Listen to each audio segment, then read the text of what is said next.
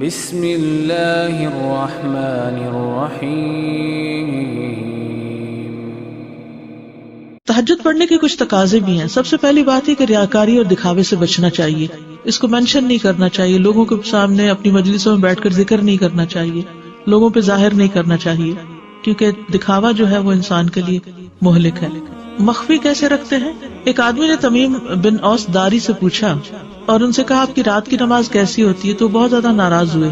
پھر کہا اللہ کی قسم، ایک رکعت جو میں رات کی تنہائی میں ادا کرتا ہوں یہ مجھے ساری رات ایسی نماز ادا کرنے سے بہتر ہے جو میں لوگوں کے سامنے بیان کروں، یعنی لوگوں کو دکھا کر میں بہت بڑا بھی بتاؤں تو وہ ضائع ہے میرا، اس کی نسبت تھوڑی پڑھ لینا اور کسی سے ذکر نہ کرنا مجھے زیادہ پسندیدہ ہے۔ ایوب سختیانی پوری رات قیام کرتے، جب فجر قریب ہوتی تو واپس لوٹ جاتے اور اپنے بستر پہ لیٹ جاتے، جب صبح طلوع ہوتی تو اپنی آواز بلند کرتے گویا کہ اسی وقت اٹھے، یعنی گھر والوں کو بھی نہیں بتانا چاہتے تھے۔ قیام کی عادت اپنانے کے بعد اسے چھوڑنا نہیں چاہیے۔ عبداللہ ابن عمرو ابن العاص کہتے ہیں کہ رسول اللہ صلی اللہ علیہ وسلم نے مجھ سے فرمایا، اے عبداللہ فلاں کی طرح نہ ہو جانا کہ وہ رات کو قیام کرتا تھا پھر اس نے چھوڑ دیا۔ نبی صلی اللہ علیہ وسلم چھوڑتے نہیں تھے، بیمار ہوتے یا کسل مندی ہوتی تو بیٹھ کے پڑھ لیتے تھے نماز۔ پھر اسی طرح زبان سے کسی کو تکلیف نہ دینا۔ صحابہ نے کہا اللہ کے رسول فلاں عورت دن میں نفلی روزہ رکھتی ہے، رات کو قیام کرتی ہے اور اپنے پڑوسیوں کو تکلیف دیتی ہے، آپ نے فرمایا وہ جہنم میں ہوگی۔ انہوں نے کہا اللہ کے رسول فلاں عورت فرض نمازیں ادا کرتی ہے اور پنیر کے بنے ہوئے ٹکڑوں سے صدقہ کرتی ہے، تھوڑا بہت صدقہ کرتی ہے اور اپنے پڑوسیوں کو تکلیف نہیں دیتی، فرمایا وہ جنت میں ہوگی۔ یعنی تہجد پڑھ کے بعض اوقات ہم یہ سمجھتے ہیں چونکہ ہم بہت نیک ہیں اس لیے ہمیں حق حاصل ہو گیا کہ اب ہم جیسے چاہیں عمل کریں، یعنی بعض اوقات اپنے ایک عمل کو اچھا کرنے کی وجہ سے دوسرے اعمال کے بارے میں کیئرلیس ہو جاتے ہیں، اور زبان کے گناہ تو ویسے مہلک ہیں تو اس سے بچنے کے لیے پھر اسی طرح تنہائی میں حرام کاموں سے بچنا یہ بھی بڑا ضروری ہے، یعنی تہجد کی حفاظت بڑی ضروری ہے۔ نبی صلی اللہ علیہ وسلم نے فرمایا میں اپنی امت کے ان لوگوں کو جانتا ہوں جو روز قیامت تہامہ پہاڑوں کی مثل ڈھیروں نیکیاں لے کر آئیں گے، لیکن اللہ ان کی نیکیوں کو فضا میں پھیلے ہوئے غبار کے باریک ذروں کی طرح بے اہمیت کر دے گا۔ بے شک وہ تمہارے ہی بھائی ہوں گے، تمہاری نسل سے ہوں گے، رات کو تمہاری طرح قیام کریں گے لیکن تنہائیوں میں اللہ کے حرام کردہ امور کا ارتکاب کریں گے، یعنی اکیلے چھپ کے غلط کام کریں گے لوگوں کی نگاہوں سے، ان لوگوں کے سامنے بڑے نیک پارسا اور ویسے بڑے عبادت گزار تہجد گزار لیکن تنہائی میں حرام کام کرنے والے۔ اب یہ کہ کچھ لوگ کوشش کے باوجود اگر تہجد پڑھ نہیں پا رہے تو کیا کریں؟